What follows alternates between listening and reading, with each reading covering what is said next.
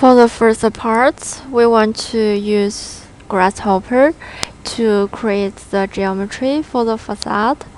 So we input one mesh and two curves to generate force shape. And then we give 4 different force into our general shape. The first one is U force, which serves as gravity. And second one is spring force. It can generate force between all the points. And also polarized force. It generates force based on the quadrant shape, and this is a very important force that can create our detail shape in the geometry.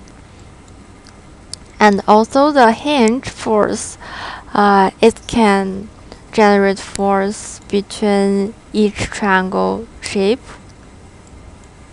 So when we change the volume at the slider, you can see the band become bigger or smaller. So we input the full force into the kangaroo, and also we use naked points around this geometry as anchor point. So the first part, we get our geometry. And second part, we want to input this geometry into Revit. So firstly, we scale it into the right size of our window, so it can directly fit the scale of the window at the facade. And then this part,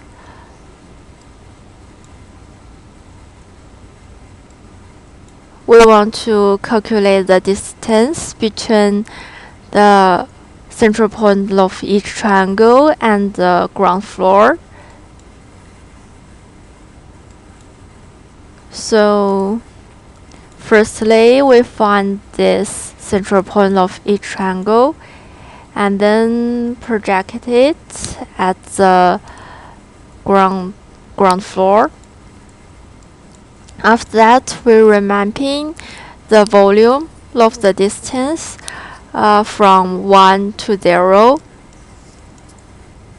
Then we use Hummingbird to output all the data of the point at the geometry and also at the ground floor, and also parameter value into Revit.